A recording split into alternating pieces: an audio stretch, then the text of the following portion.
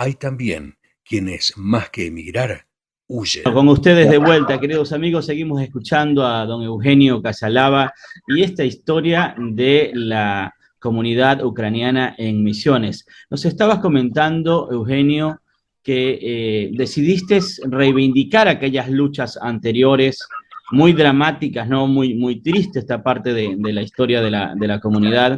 Ahí ya eras tú un protagonista cuando se decidió reivindicar esas luchas, ¿no? Sí, esto era en los 70, en el año 70 más o menos empezamos, de hecho, a crecer y empezamos a juntarnos.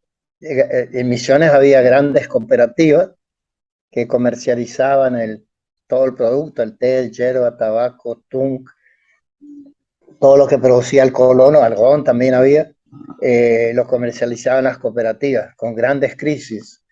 Pero las grandes cooperativas crecieron porque tenían muchos socios y veíamos que había, digamos, malos negociados con los que se exportaba y decíamos, bueno, acá hay que juntarnos, acá hay que reclamar. Y empezamos a ver cómo, y acá en la Argentina vino, decir, a través del Concilio Vaticano, muchos seminaristas en varias provincias a organizar la gente, no gremialmente, sino en el mejoramiento de las condiciones de vida. Así como te dije hoy, empezaron las ligas agrarias en muchas provincias. En Misiones empezamos a juntarnos y fundamos en el 71 el Movimiento Agrario de Misiones. Desde la primera reunión que se hizo en la zona, participé, me interesó, mi padre me dijo, bueno, si te gusta, podés ir. Yo tenía, como te dije hoy, 25 años. Entonces decidí a ir. Y ahí empezamos lo que fue y lo que es todavía, a pesar de ya pasó más de 50, el Movimiento Agrario de Misiones. Pleno gobierno del, digamos, militar de la NUCE y nosotros al mando una organización campesina. Después tuvimos dentro lo que era el movimiento agrario digamos, separación de algún grupo humano de gente y formaron las ligas agrarias de Misiones, que fue la parte, bueno, sí, nuestra cuestión interna, pero en el proceso militar todos tuvimos pérdidas humanas de gente que estuvo presa, tenemos todavía desaparecidos, como los hermanos Hitler, también como hay gente que no sabemos, algunos dicen, bueno, habrá viajado, gente que no volvió. Figueredo era un docente que nos ayudó, de Campoviera, cercano a Oberá, está también desaparecido, y nosotros sufriendo todo lo que fue el proceso militar, esperando que nos busquen, que nos lleven, porque llevaban a algún vecino, volvía muy mal, o quedaba algunos meses detenido y torturado en las cárceles, ¿Y qué en se les Misiones o en otra imputaba, provincia. Eugenio? ¿Qué les imputaban a esos reos? Y a eso la relación nuestra, es decir, que no era cierto, pero era la relación con los montoneros, Ajá, ese, a nivel país. ajá. Y era lo mismo que te dije, bueno, ya no éramos comunistas, sino éramos subversivos. Ese término también daba como justificación cuando la gente lo encarcelaban, la gente decía, mira, ¿quién me iba a decir?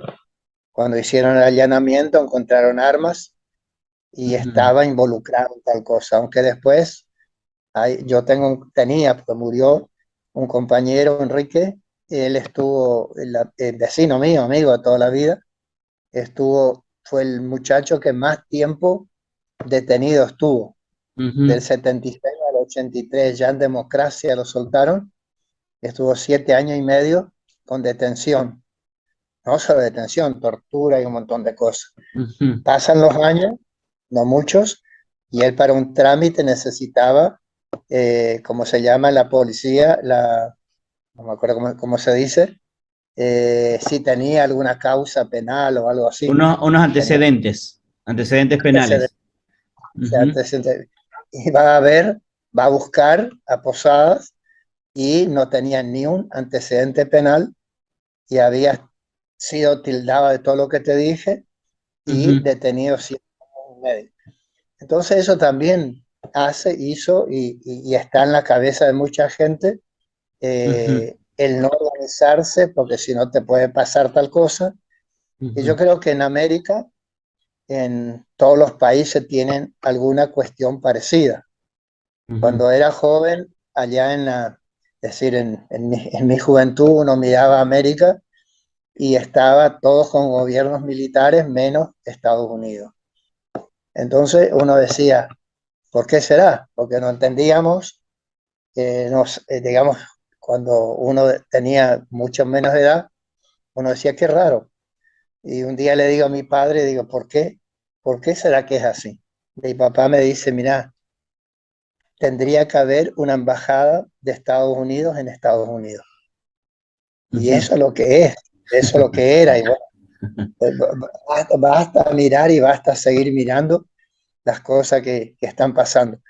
Pero bueno, yo creo que volviendo yo estoy orgulloso de haber sido descendiente de papá y mamá, descendiente ucraniano, y seguir en la chacra, porque Claro, de los 77 años casi que tengo, los viví todos acá. Los sí, viví con la familia, con mis padres, y sí. estoy acá esta charla que tenemos, lo estoy haciendo desde la escuela EFA, Desde el lugar que donde llegaron tus ancestros. sí, es el lugar donde llegaron mis ancestros, pero también dentro lo que era el por qué antes, cuando en las luchas ahí del MAN, por qué nosotros, sí, el estatuto del MAN, pero dentro, decir, los reclamos que teníamos era el derecho a la salud, porque antes ir a un médico era ir hasta Oberá, 20 kilómetros en mi caso, o ir a estudiar, que también intenté cuando era chico, también era Oberá, y en aquella época era ir caminando los lunes y volver los viernes para poder estudiar. Y Ujú. bueno, después cuando mi hijo empezó a estudiar, ya tenía el bachillerato a 10 kilómetros. Y hoy mi nieto, el mayor de todos, de los tres, está estudiando acá en esta EFA donde te estoy hablando, ya tiene un colegio secundario en la Chacra. Claro. Entonces también parte de los reclamos que teníamos antes y la decisión mía, de mi familia, es decir, de mi hijo, mi nuera, es tener el derecho a la educación, Ujú, el ujú, estar protegido, estar cuidado y hacer lo que siempre se hizo, aprender técnicamente también a trabajar en la chacra, a quedarse en la chacra. Creo que eso es lo que siempre tuvieron que hacer o tuvimos que hacer, porque ujú. todas las crisis que hubo en Misiones o en la Argentina fue la expulsión de gente de las zonas rurales a las zonas pobladas, que antes mis hermanos cuando se deshicieron de las chacras se fueron a Buenos Aires. Y ya Ujú. después, es decir, tiempos atrás ya no era Buenos Aires, era Posado, los grandes pueblos de Misiones, para ver porque en la villa se vivía mejor, porque tenías el comedor o tenías la bolsita o tenías la asistencia. Pero todos son Claro. crisis generadas, yo creo que todos son crisis generadas a propósito para que algún grande se quede con la tierra de los que se van porque hay crisis. Y Claro. así, Los primeros migrantes ucranianos, ¿cómo los recibían? ¿Qué se encontraron a nivel cultural, a nivel de aceptación o de rechazo? Y también la otra mirada es con la comunidad originaria. ¿Cómo fue esa relación con la comunidad originaria?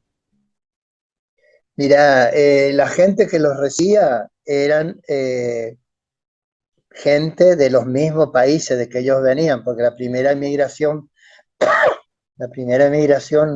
ucraniana vino en el 97. Mis abuelos vinieron en el 900. Entonces ya había, y ahí se encontraban con ucranianos o polacos o rusos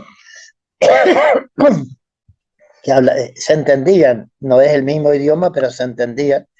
Y bueno, era hacerse amigos y trabajar. Y la gente se preocupaba por el consumo, y por ahí, cuando te dije, creo que dije también, cuando empezaron a crecer los hijos, ¿dónde los ubicamos?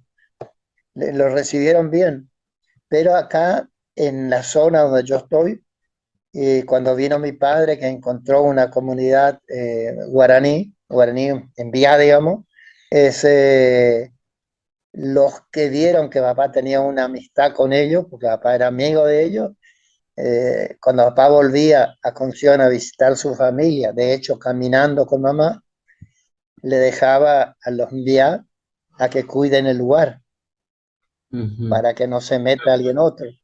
Entonces eso era mal visto por el resto, decían, estos te van a comer, pues pensaban que todos eran caníbales, entonces te van a comer, y de hecho papá se hizo amigo, y ellos eran tan respetuosos cuando se ponían a pelear por el pedazo de tierra que tenían, si no se iban más al norte, donde todavía no entró el blanco.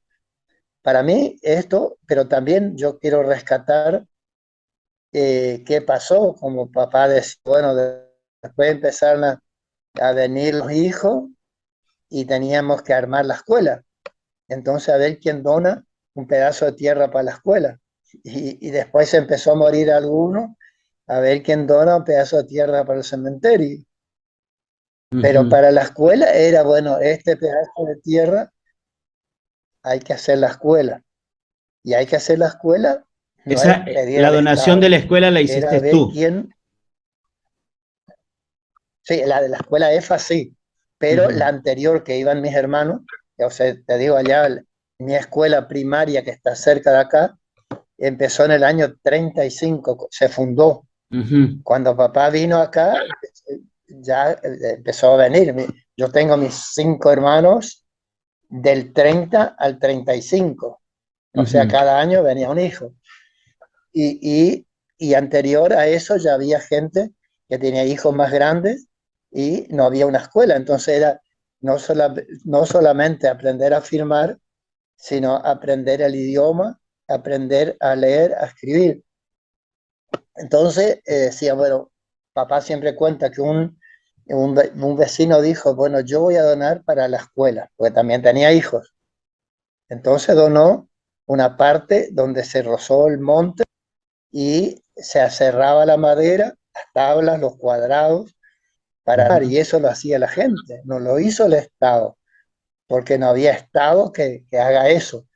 Entonces la necesidad de la gente hizo la escuela totalmente de madera, y los que eran más grandes iban a una escuela más lejana, a 10 kilómetros, porque de hecho, como todo, empieza con primer grado, y así fue que mis hermanos mayores fueron a una escuela más lejana. ¿Y quién les Pero puso el también hicieron, docente? ¿El maestro quién se los ponía? Si el Estado no cuando participó. terminaron, Ajá. Sí, sí, te escucho. el Estado sí, porque tenía que tener, la gente sabía que tenía que tener autorización Ajá. para que el Estado fuera docente. Entonces se hizo una nota, se fue a Posadas, y ahí, bueno, hicieron, bueno, no el cuento, sino la historia, ya la escuela estamos construyendo, vamos a necesitar un docente para esa escuela. Y tal es así de que la escuela se inaugura en septiembre, hizo, a ver un poquito, 87 años, ahora en septiembre, que se inauguró la escuela, y de ahí pasó un tiempo, no, en septiembre se inaugura ya con un docente, que era una persona que era de Entre Ríos, que había estado dentro de la solicitud de docentes en la lista, y los mandan acá. O sea, entonces era hacer la escuela, hacer la casa para el docente, se suponía el director, entonces estaba el director de la escuela y su mujer que era docente. Entonces atendían toda la escuela. Y el chico estaba en un horario más, no sé si corrido, pero más continuo, como hacía mucho frío y las lejanías era más bien llegar de lejos, llegar del monte, llegar 6 kilómetros hasta la escuela o más algunos, entonces el horario era de 9 de la mañana a 4 de la tarde. Era un horario corrido y bueno, algunos traían algo para hacer el almuerzo y la mujer del director hacía la comida, las primeras oleadas de comida y después la gente colaboraba para su hijo. Así estudiaron no solamente escribir y firmar, sino también el idioma. Yo tengo una hermana, todavía está, que fue docente en la escuela, en esta escuela, y ella después fue docente, ponele que era en el año casi 60, y todavía había chicos que no, porque en la casa hablaban el ucraniano, el ruso o el alemán, cosa que ella no sabía, el ucraniano sí, ella tenía que entenderlos y enseñarles el idioma castellano. Sí, Pero son cosas vamos a continuar hablando de eso en el siguiente bloque, querido amigo Eugenio. Vamos nuevamente a la pausa y volvemos con ustedes en unos segundos para seguir conociendo cómo interactuaban estas personas de diferentes culturas, de diferente origen étnico, con lenguas diferentes, y de pronto tenían que coincidir en un mismo lugar. ¿Cómo fue esos momentos? Nos los va a contar Eugenio en el siguiente bloque, queridos amigos. Vamos a la pausa entonces y volvemos enseguida.